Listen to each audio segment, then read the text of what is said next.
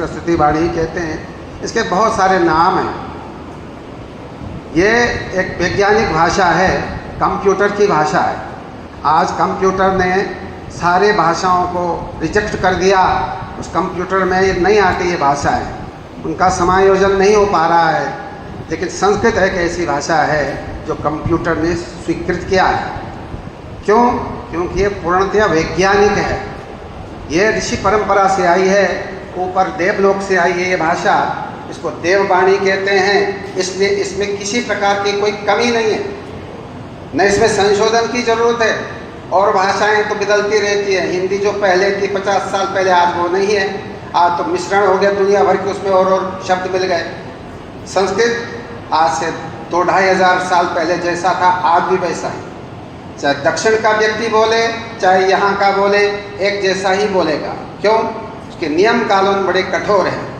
उच्चारण के नियम हैं। हम जब लघु सिद्धांत कौमुदी पढ़ते हैं, सबसे पहले में उच्चारण स्थान होता है मुखादि के।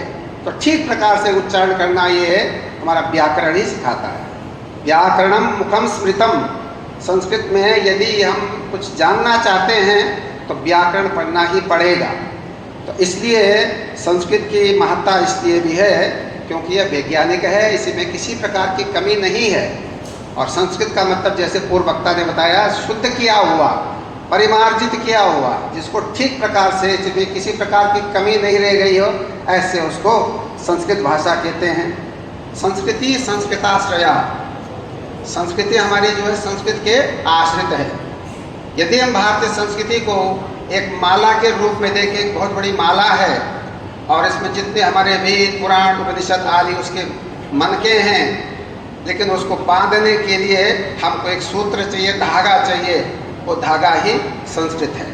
तो संस्कृत में सारे पिरोए हुए हैं जितने भी हमारे वैदिक वाङ्मय हैं, चाहे वो आध्यात्मिक विषय हो, चाहे लौकिक विषय हो, वेद वेदांग आदि सब उसी में पिरोए हुए हैं। तो इस प्रकार से 4 वेद कहे गए हैं, वेद भी कहे गए हैं।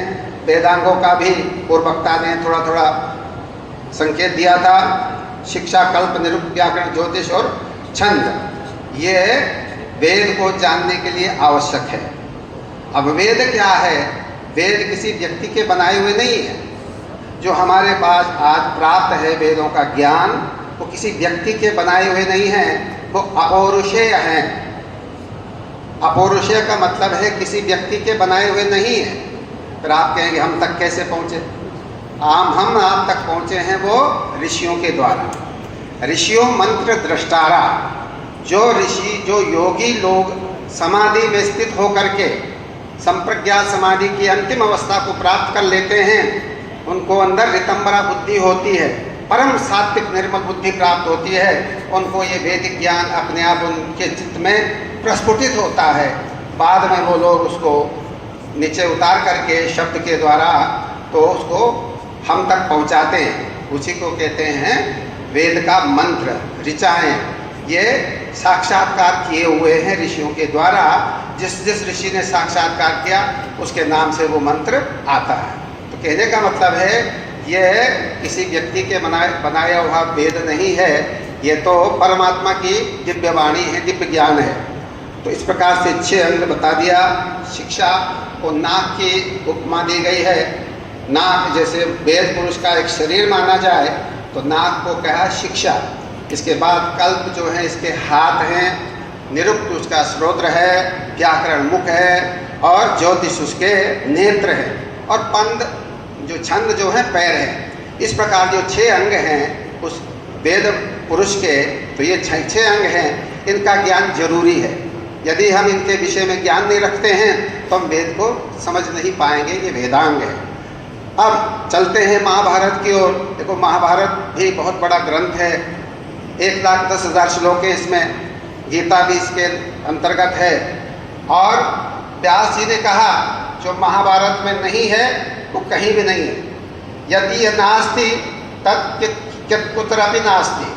कहते हैं महाभारत में जो बात नहीं है वो कहीं और अन्यत्र है ही नहीं। इसलिए बहुत बड़ा महाकाव्य है। 1,10,000 श्लोक है इसमें। बहुत बड़ा ग्रंथ है, महाकाव्य है। विश्व में इतना बड़ा महाकाव्य कहीं पर भी नहीं है। इसके बाद आते हैं पुराण। 18 पुराण हैं। इसमें सबसे ज़्यादा लोकप्रिय है श्रीमद् भागवत पुराण, जिसकी कथा होती है, जिसके श्रवण मात्र से लोगों का पाप नष्ट होता है और जिसको किसी प्रकार की, जिनके पितरों की अधोगति हो गई है, उनका भी उत्थान होता है। ये पुराण है। अब दर्शन जो है क्या है? दृश्यते अनेन इति दर्शनम। जिस मार्ग के द्वारा परमात्मा का दर्शन होता है, आत्मा का दर्शन होता है, तो उसी को दर्शन कहते हैं। तो ये दर्शन शास्त्र हमारे यहाँ 6 हैं। सांख्य